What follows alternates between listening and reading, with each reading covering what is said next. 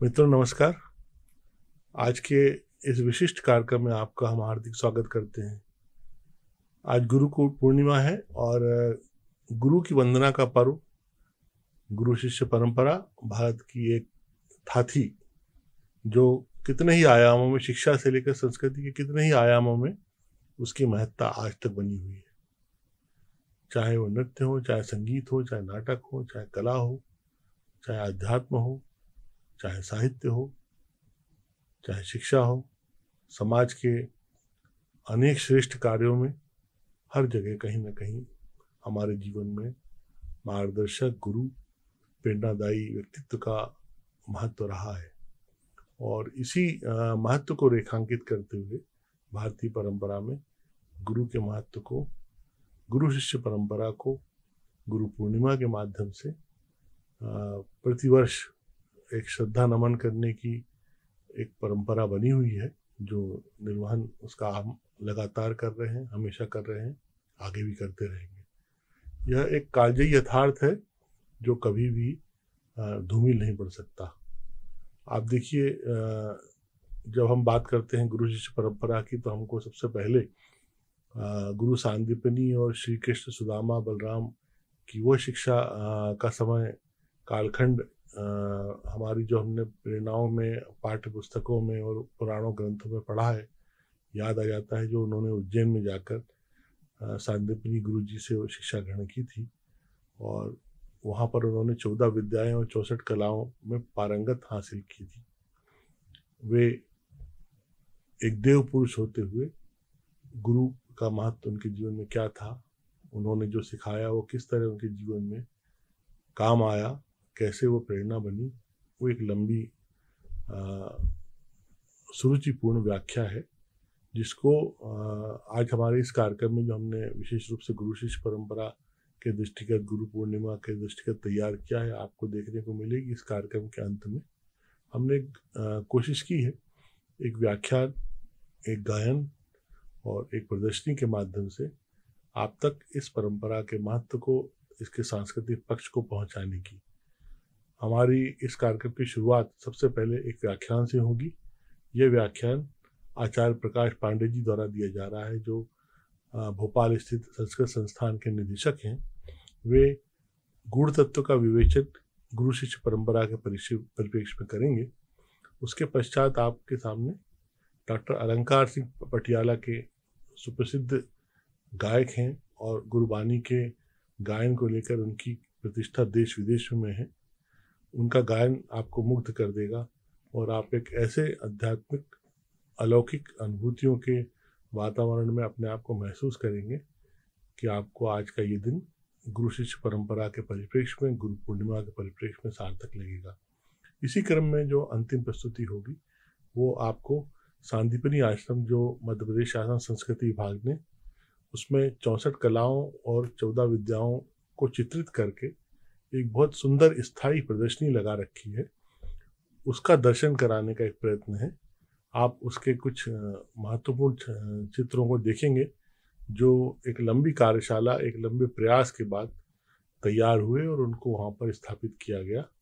उस दीर्घा का दर्शन करना अपने आप में अनुभूतिजन्य होगा और वो आपको इस बात की प्रेरणा देगा कि कभी आप अपने जीवन में आने वाले समय में उज्जैन यात्रा का यदि कार्यक्रम बनाएंगे तो निश्चित रूप से आप उस प्रदर्शनी को भी देखना चाहेंगे, जो वहाँ स्थायी रूप से स्थित है।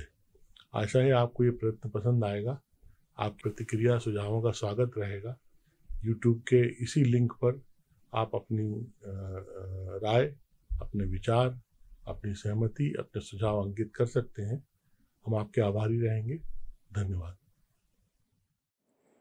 संसार सिंधोस्तरणैक हेतून् दधे गुरून् मूर्ध्नि शिवस्वरूपान् रजांसि येषां पदपङ्कजानां तीर्थाभिषेकश्रियमा वहन्ति।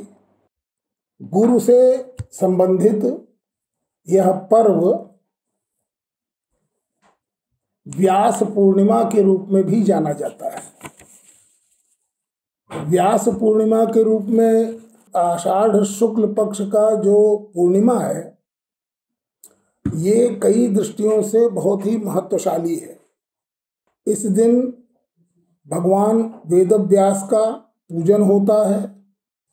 तदनुगुण व्यास मात्र का पूजन होता है।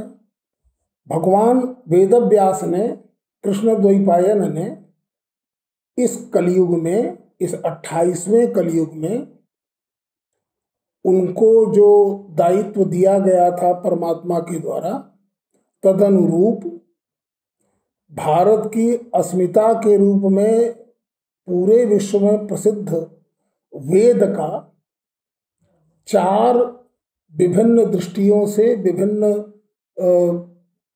प्रकार से विभाजन किया।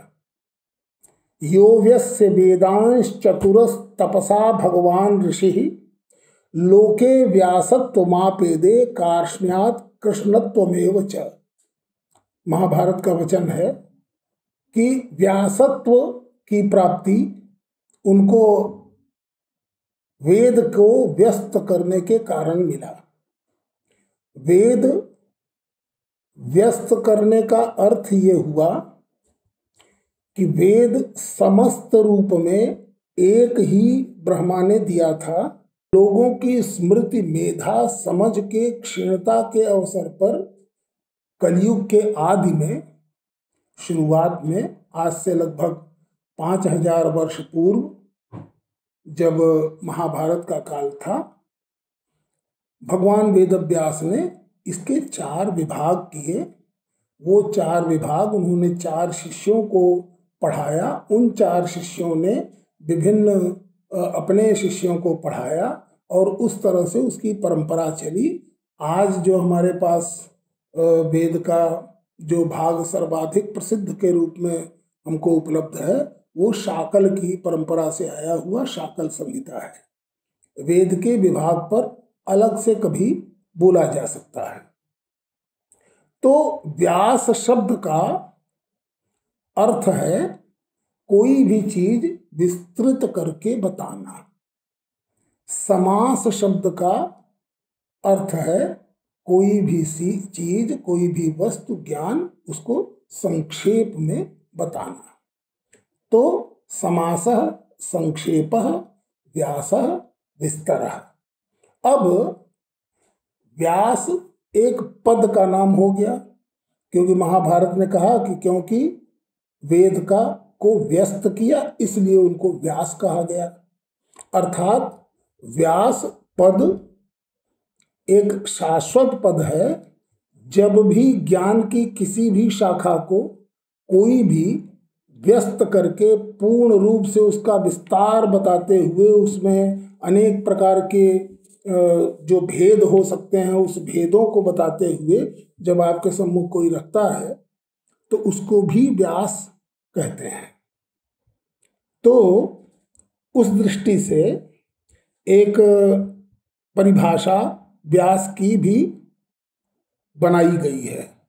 एक लक्षण तो होना जरूरी है ना, जिसको लक्ष्य करके कोई भी उस पद का अधिकारी बने, वो योग्यता। उस योग्यता का वर्णन किया गया है व्यास के लक्षण के रूप में। विस्पष्टम अद्रुतम शांतम स्पष्टाक्षर पदम तथा कलस्वर समायुक्तम रस भाव समन्वितम बुद्ध्यमान सदर्थम वै ग्रंथार्थम कृत्स्नशो नृप ब्राह्मणादिषु सर्वेषु ग्रंथार्थश्चार्थ चार्पये नृप य एवं वाचयेत् ब्रह्मन् स विप्रो व्यास उच्यते।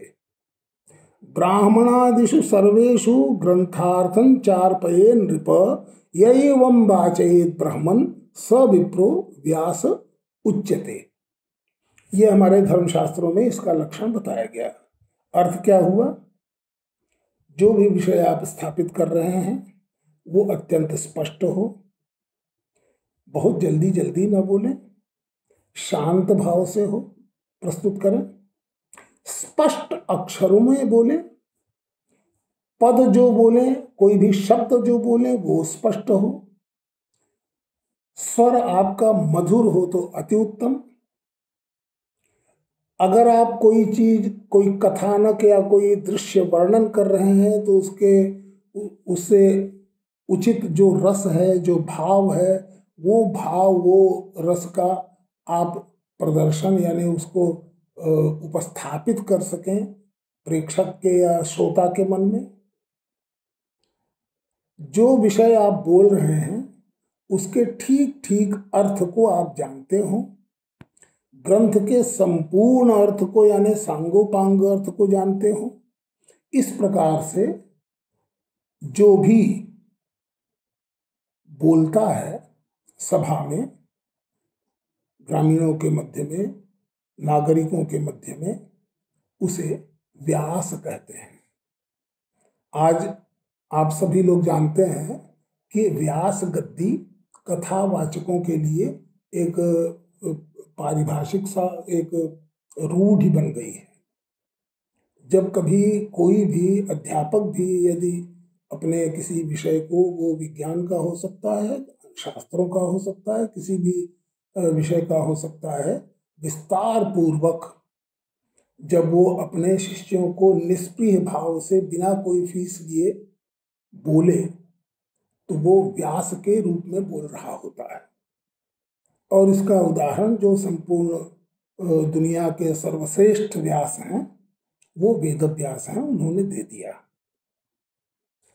आपको ये जान करके बहुत ही अच्छा लगेगा कि भारत काल की निस्सीमता को हर दृष्टि से स्वीकार करता है। काल की निस्सीमता का अर्थ ये हुआ कि हमारी धरती ये सदा के लिए कभी स्थिर नहीं रहती, कभी विलुप्त नहीं रहती, लगातार चलना, इसलिए इसका नाम जगत। अतिशयेन गच्छतीति जगत, संसरतीति संसार, अर्थात रचना विनाश ये एक क्रम चलता है। एक चतुर्युगी, एक कल्प के बाद होने वाला जो विनाश है या जो प्रलय है, उसके बाद पुनः धरती की सृष्टि होती ही है। ये हमारी दृढ़ मान्यता है। और कभी न कभी अभी तो ये विज्ञान शोध कर ही रहा है और जान भी रहा है कि सदा के लिए कोई भी चीज़ नष्ट नहीं होती, वो पुनः उपस्थित होती है। काल कितना लगता है अलग बात है। तो हमारे युग गणना पद्धति में प्रत्येक बार, प्रत्येक द्वापर में एक व्यास को ये परमात्मा उनके हिस्से में ये कार्य दे देते हैं कि जो वेद सृष्टि के आदि में समस्त रूप से ब्रह्मा ने सभी जीवों के, सभी मानव मात्र के दिशा निर्देश के लिए, उनके किसी भी जिज्ञासा की पूर्ति के लिए, उनके अभ्युदय के लिए दे दिया है, उसका वो चतुर्धा विभाग करें, 4 विभाग करें। क्योंकि सत्ययुग, त्रेता युग के बाद द्वापर युग तक स्मृति का उस तरह का उदात्तता स्मृति की नहीं रह जाती। तो द्वापर के अंत में, कलयुग के आदि में, प्रत्येक कल्प में व्यास उत्पन्न होते हैं। उनके विभिन्न नाम भी हैं। उनके नाम आप चाहें तो हम उसको सुना सकते हैं। जैसे कि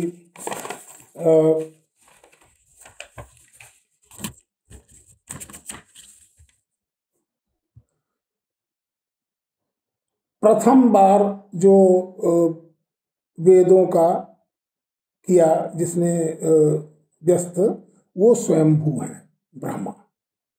द्वितीय द्वापर में प्रजापति, तीसरे उशना, चौथे बृहस्पति, सविता, मृत्यु, प्रभु, वशिष्ठ, सारस्वत, त्रिधामा, त्रिवृष, भरद्वाज, धर्मी, त्रयारुण, धनंजय, कृतंजय, ऋणज्य, भरद्वाज, गौतम, हर्यात्मा, वेण, सोम, तृणबिंदु, उसके बाद 28वां ये जो कलयुग है, जो हमारा अभी चल रहा है, हम संकल्प में बोलते हैं कलयुगे कल प्रथम चरण। तो प्रथम चरण उसका 1 लाख साल का है। तो हम लोगों के जीवन काल में, हमारे आने वाली संततियों के भी जीवन काल में प्रथम चरण ही चलता रहेगा। उस 28वें कलयुग में ये पाराशर्य, इनको ये आदेश था और इन्होंने इसका विभाजन। हमारे लिए आवश्यक संपूर्ण सामग्री हमको दे गए हैं। वेद की रचना, उसके बाद सारे लोक के प्रत्येक समाज के प्रत्येक वर्ग के लिए उपकारी विद्याओं और कलाओं को पुराण के माध्यम से उन्होंने संसार में प्रसारित कर दिया। सूतों के माध्यम से वो लगातार चलता रहा। इस समय पुराणों के द्वारा जो 64 कलाएं सारे समाज में फैलाई गई थी, वो क्योंकि पुराणों का वाचन नहीं हो रहा है तो 64 कलाओं का भी ह्रास हो गया है। अगर वो विकसित भी हो रही हैं तो वो दूसरे तरह से विकसित हो रही हैं। अगर मान लिया हमारा पल्याण नाम का एक कला है, पल्याण यानी किसी भी वाहन के सीट की रचना, उसके बैठने की रचना, तो वो हाथी के लिए, ऊंट के लिए, घोड़े के लिए कितना कसना, कितना किस तरह से बैठाना कि ज़्यादा से ज़्यादा देर तक आदमी बैठ सके। अब वो रचना कोई भी वाहन हो, उसकी जो उसका सीटिंग अरेंजमेंट, वो पल्याण नामक कला थी। पुराणों ने ही 64 कलाओं का ज्ञान कराया, सारा कुछ व्यास जी ने दिया। तो वो हम सभी के सारे समाज के गुरु हैं। अब अगर हम गुरु की चर्चा करें तो गुरु के जितने उनके प्रभाव हैं, जितना उनका कार्य है, उस कार्य के अनुसार से हम गुरु के अर्थ को भी समझ सकते हैं। यद्यपि ये गुरु शब्द जो है, अगर व्याकरण की दृष्टि से देखें तो वो एक शब्द करने वाला गृह धातु होता है और कर्ता अर्थ में प्रत्यय हो गया, को शब्द करने वाला, ऐसे तो काम नहीं बनेगा, उसको गुरु कहेंगे तो फिर क्या है कि हमारे यहाँ एक पद्धति है जिसका नाम है निर्वचन पद्धति।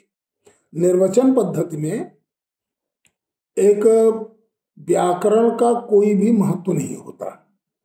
शब्द का जो पारंपरिक अर्थ है, शब्द का जो समाज में स्वीकृत अर्थ है, वो अर्थ क्यों है, ये उस शब्द के अंदर जाकर उस शब्द के एक एक अक्षर के स्वरूप की व्याख्या करके ये बताने की कोशिश की जाती है। उस पद्धति को कहते हैं निर्वचन पद्धति। अब गुरु शब्द का अगर हम व्याख्यान करने जाएं तो उसमें ग है, उ है, रेप है, र और उ है। तो एक एक अक्षर का वो गुरु का जो क्रिया देखा है उन्होंने, समाज में जितने प्रकार के गुरु होते हैं उन सभी की क्रियाएं जो देखा, तदनुरूप अर्थ परंपरा का ध्यान रखते हुए पूर्व काल में, वर्तमान काल में जितने प्रकार के गुरु हुए या अथवा हैं, उन सब का चरित्र ध्यान में रखते हुए निर्वचन किया गया। तो उसके 2-3 निर्वचन हमको प्राप्त होते हैं। और उस निर्वचन में एक ये भी है कि गकारः, ग जो है सिद्धिदः प्रोक्तः, रेफः पापस्य दाहकः, रेफ र यह अग्नि का बीज है तो पापस्य दाहकः, उकारः शंभुरित्युक्तः, तृतीयात्मा गुरु स्मृतः। तो सिद्धि देने वाला, पाप का दहन करने वाला एवं शिव स्वरूप, उ अक्षर शिव का वाचक है, रेप अग्नि का बीज है और गकार वो कंठ है तो वो सिद्धिद। दूसरा गकारः ज्ञान संपत्ति, रेफस तत्व प्रकाशकः, उकारः शिव तादात्म्यम दद्यात् इति गुरु स्मृतः। अब ऊपर जो उन्होंने निर्वचन किया उसी को घटा रहे हैं गुरु में कि ज्ञान संपत्ति और शिव से तादात्म्य, ये जो देता है उसको गुरु कहते हैं। तो गुरु के कितने अर्थ हो सकते हैं या कितने अर्थ हमारे शास्त्रों ने ग्रहण किया, जो कि आज भी हमारे सामने मूर्त रूप में दिखते हैं, वो अर्थ हम जरा सा उन पर चर्चा करें। नंबर 1, दीक्षा देने वाला, मोक्ष मार्ग का प्रवर्तक, जिस कार्य से हमारा अभ्युदय और निश्रेयस दोनों की सिद्धि हो, उस मार्ग को दिखाने वाला जो भी व्यक्ति है उसको गुरु कहेंगे। यानी वो मांत्री दीक्षा भी हो सकती है, वो कर्म दीक्षा भी हो सकती है। तो दीक्षा और मोक्ष शास्त्र का प्रवर्तक। अच्छा, मोक्ष मार्ग का प्रवर्तक, तो फिर मोक्ष मार्ग में तो अनेक चीजें आ गई और वो अनुभव के स्तर पर उस मार्ग का प्रवर्तन करना चाहिए। तो ऐसे गुरु तो बहुत ही दुर्लभ होते हैं, वो गुरु तो आसानी से मिलते नहीं हैं, भाग्य से मिलते हैं। तो दूसरा गुरु शब्द का अर्थ उसमें भी प्रचलित हुआ जो मोक्ष साधन का उपदेशक है। जैसे मोक्ष का साधन मान लिया अद्वैत की दृष्टि से वेदांत, तो वो मोक्ष का साधन है। उस मोक्ष के साधन का अर्थात वेदांत शास्त्र का उपदेश करने वाला, उसको बताने वाला, वो गुरु हुआ। न्याय शास्त्र से भी मोक्ष की प्राप्ति होती है। न्याय का जो यानी पदार्थों के संपूर्ण तत्व ज्ञान से मुक्ति होती है। षोडश पदार्थ हैं और उनके तत्व ज्ञान से निश्रेय सिद्धि होती है, उसका उपदेशक यानी तर्क का भी उपदेशक गुरु है। फिर किसी भी विद्या अथवा कला का आपके अंदर कोई संक्रमण कर दे, यानी उसमें निक्षेप कर दे, आपके हृदय में वो स्थापित कर दे, वो कोई भी कला हो सकती है, कोई भी विद्या हो सकती है। उसमें ऐसा कोई बंधन न आप सोचें कि वो केवल संस्कृत में लिखी हुई शास्त्रों की विद्या हो सकती है, भाषा में लिखी विद्या नहीं हो सकती, अथवा वो क्रियात्मक ज्ञान हो। हम कहते हैं कि कोई यंत्र को ठीक करना ही सिखा दिया किसी ने, तो वो गुरु है, अर्थात विद्या अथवा कला का निक्षेपक, निक्षेप करने वाला। एक और है कि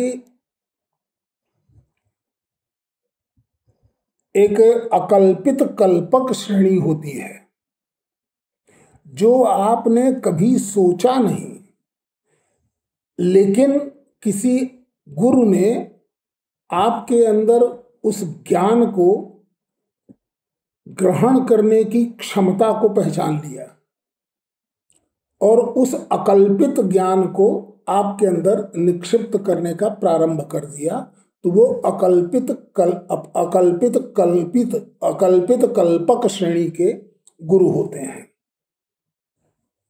यानी जो शास्त्र को अनुभव के स्तर पर जानता हो और उस शास्त्र को ग्रहण करने के योग्य व्यक्ति की पहचान कर सकता हो, ऐसा जो व्यक्ति है शास्त्रज्ञ, वो अकल्पित कल्पक इस स्तर का गुरु कहा जाएगा। अच्छा, दूसरा ये है कि कल्पिता कल्पित, जो अकल्पित है शिष्य के लिए उसको कल्पित कर देना। कल्प धातु बहुत, कल्प शब्द बहुत रोचक है, उसको जानना चाहिए। कल्प का अर्थ होता है मूर्तन, किसी अमूर्त चीज को आकार प्रदान कर देना। क्लिप धातु है, वो मूर्तन के अर्थ में आता है। जब आप कहते हैं कल्पना, हमने इस चीज की कल्पना की, अर्थात एक अमूर्त वस्तु को आपने मूर्त बनाने की चेष्टा की। तो ये कल्पिता कल्पित, अकल्पित को कल्पित करने वाला ये, यानी यो यथा क्रम योगेन कस्मिंश्चित् शास्त्र वस्तुनि आकस्मिकम ब्रजेत बोधम कल्पिता कल्पितो हि सः। ऐसा गुरु जो क्रम से कि कोई भी शास्त्र आपको कस्मिंश्चित् अभी शास्त्र वस्तु में, किसी भी शास्त्र वस्तु में आपको पढ़ा रहे हैं, क्रम से पढ़ा रहे हैं, लेकिन उसमें अकस्मात एक बोध उत्पन्न कर दिया, एक ऐसा प्रकाश ज्ञान आपके अंदर उत्पन्न कर दिया कि उस प्रक्रिया को आपने कभी सामान्य शास्त्र के अध्ययन में, चाहे वो गणित हो, विज्ञान हो, कुछ भी हो, ये जो कल्पिता कल्पित हैं, इसी श्रेणी के गुरु हम सभी के अंदर शोध की प्रवृत्ति उत्पन्न करते हैं, नए रिसर्च की क्षमता उत्पन्न करते हैं। तो आज के दिन हम सबका ये धर्म है कि हम अपने उन श्रेष्ठ जनों का, जिनको गुरु पद से हमारे शास्त्रों ने कहा है, और जो हमारे साक्षात विषयों के प्रदाता गुरु हैं, उन सब को बहुत ही श्रद्धा से नमन करें, और जो उन्होंने पढ़ाया है हम उनको ये बताएं कि आपने जो हमको सिखाया, जो हमको बताया, हमने उसका अभ्यास किया, हम उसको आचरण में ला रहे हैं, हम उसको आगे बढ़ाने के लिए, क्योंकि आप कल्पिता कल्पित श्रेणी के थे, जो अकल्पित था उसको हमारे लिए आपने कल्पित कर दिया।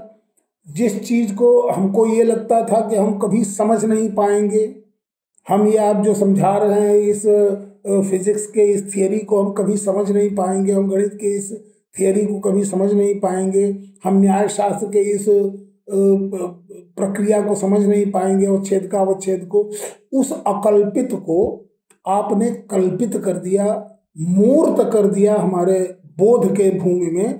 तो आप सब हमारे प्रणम्य हैं।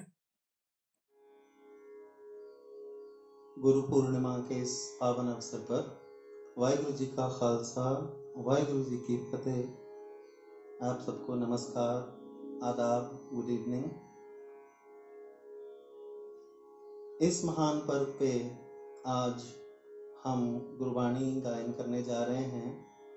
पंजाबी साहित्य अकेडमी भोपाल मध्य प्रदेश द्वारा आयोजित इस विशेष कार्यक्रम के अंतर्गत गुरबाणी 31 मुख्य रागों में है और 31 राग प्रकार हैं, सो कुल 62 रागों में वाणी है।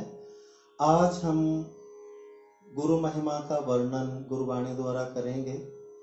और गुरु तो हमारी भारतीय सभ्यता में बहुत ऊंची उसको पदवी हासिल है, बहुत ऊंचा स्थान दिया गया है। गुरु शिष्य परंपरा सदियों से हमारे इस राष्ट्र में चल रही है।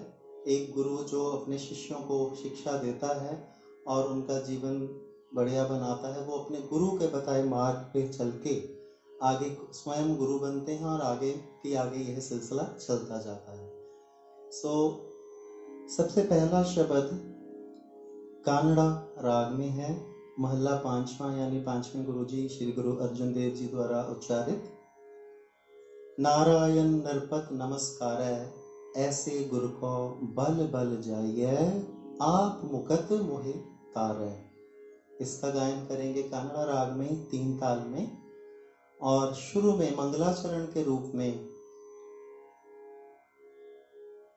आद गुरे नमः, जुगाद गुरे नमः, सत गुरे नमः, श्री गुरुदेव नमः। इसका गायन करेंगे 4 ताल में। मेरे साथ आज श्री नरेंद्र पाल सिंह जी, पंजाब घराना जो तबला है उससे संबंध रखते हैं, वो संगत कर रहे हैं। आइए सब गुरबाणी गायन द्वारा गुरु महिमा का गुणगान करें, ईश्वर का नाम लें।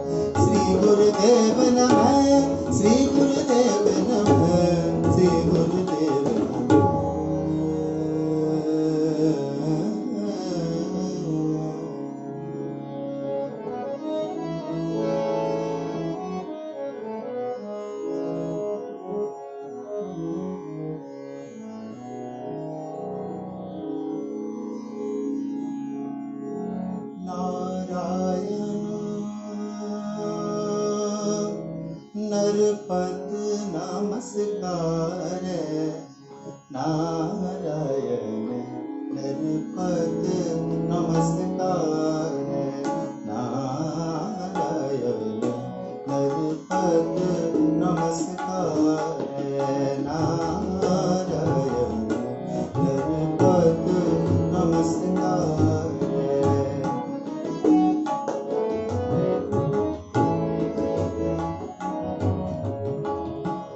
ऐसे गुर को बल बल जाइए, ऐसे गुर को बल बल जाइए। आप मुकत मोहे तारे, आप मुकत मोहे तारे नारायण नरपत नमस्कार नारायण नरपत नमस्कार।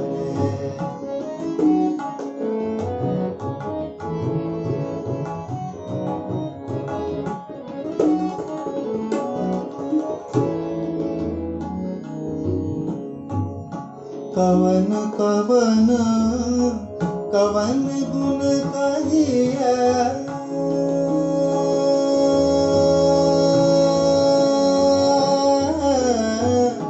कवन कवन कवन गुण कहिए।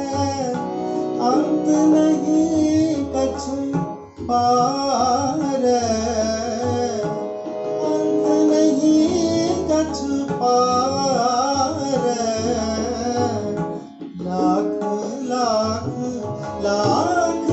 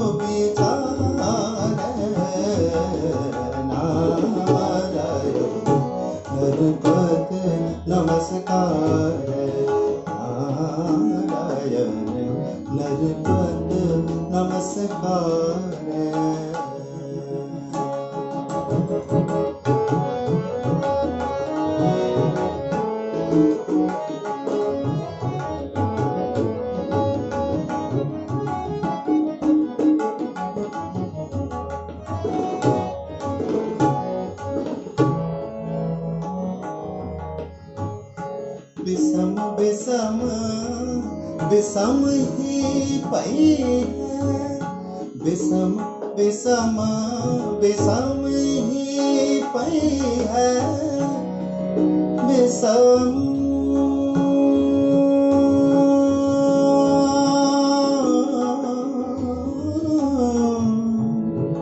बिसम बिसम ही पई है, बिसम बिसम बिसम ही पई है, लाल गुलाल रंगार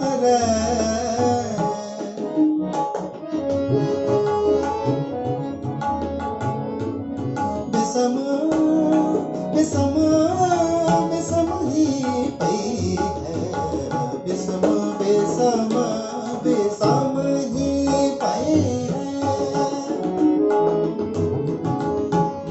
दान सने दान माप गा मरे धरे धरे गा पापा गा नि पापा गा मरे सने सा, बिसम बिसम बिसम ही पई है, लाल गुलाल रंगार लाल गुलाल रंगार, कोह नानक संतन रस आई है, कोह नानक संतन रस आई है, यूं चाख गूंगा मुस्कान जो चाख गूंगा मुस्कान, नरपत नमस्कार, नारायण नरपत नमस्कार, ऐसे गुर को बल बल जाय, ऐसे गुर को बल बल जाय, ऐसे गुर को बल बल जाय, ऐसे गुर को बल बल जाय, ऐसे गुर को बल बल जाय, आप मुकत मोहे तारे, आप मुकत मोहे तारे, नारायण नरपत नमस्कार,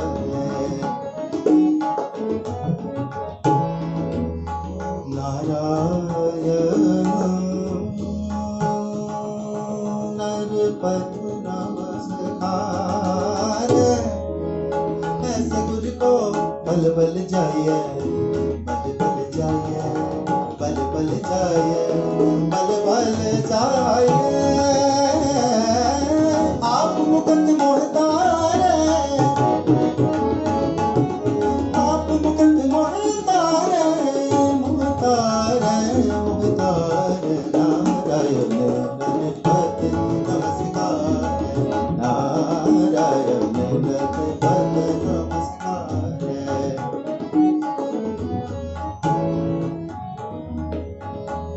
गुरु मेरी पूजा गुरु गोविंद, गुरु मेरा पार ब्रह्म, गुरु भगवंत, गुरु मेरा देव अलख अपेयो, सर्व पूज चरण गुरु से ओ, चरण गुरु से ओ,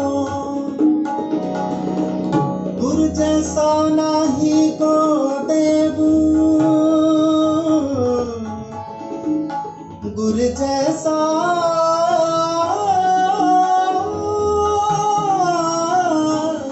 नाही को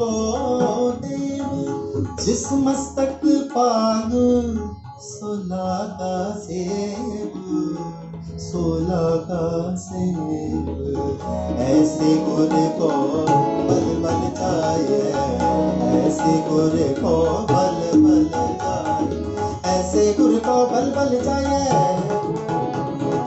आप मुकत उतारे,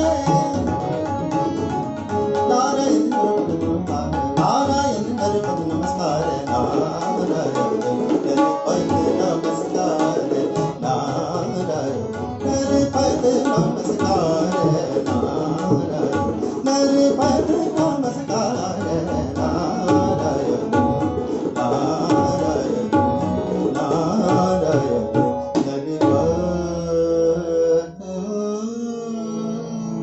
नमस्कार।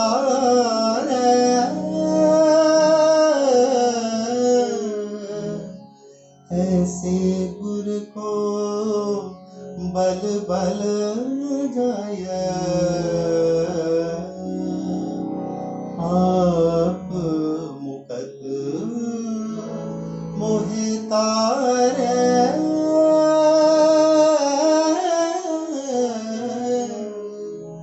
वाहे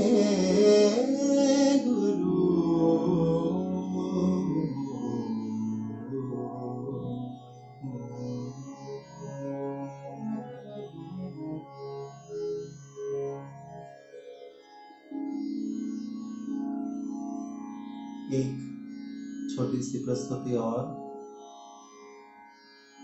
गुरबाणी में से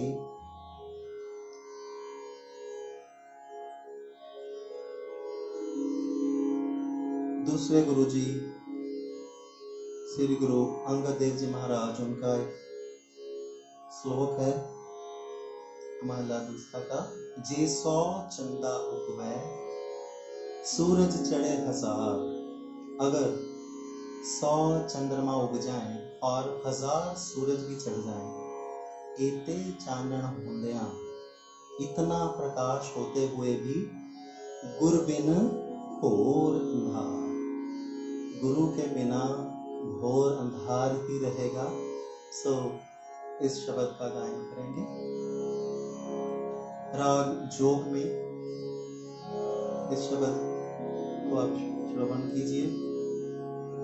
7 मात्रा के ताल रूपक में इसका कीर्तन करने जा रहे हैं।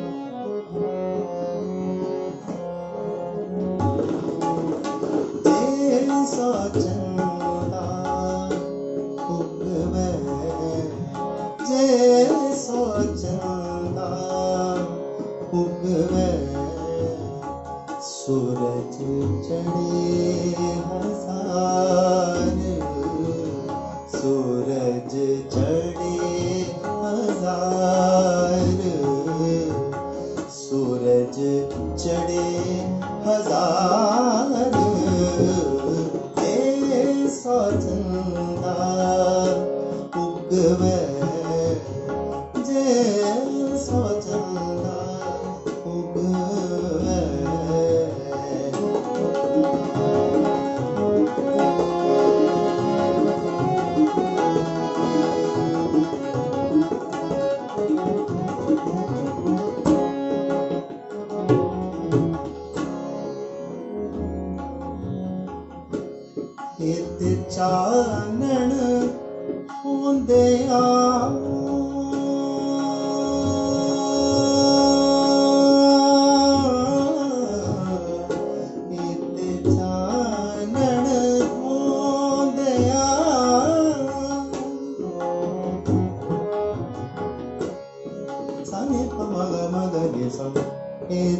चानण होंदिया गुर बिन कोर अंधार गुर बिन कोर अंधार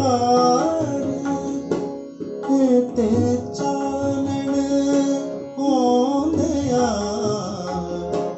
ते चानण होंदिया गुर बिन कोर अंधार गुर बिन कोर अंधार ते चानण होंदिया ते चानण होंदिया गुर बिन कोर अंधार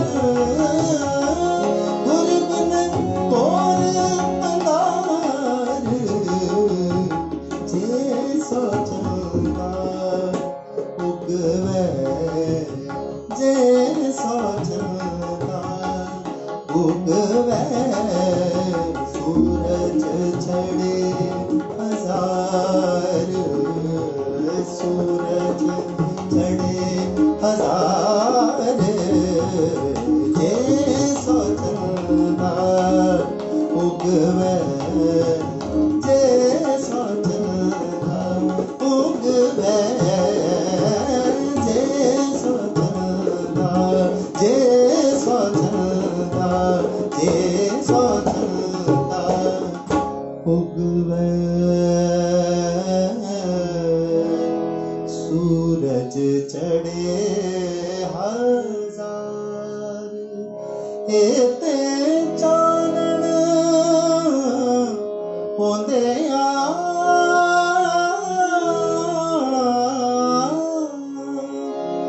गुर बिन कोर अंधार वाहे गुरु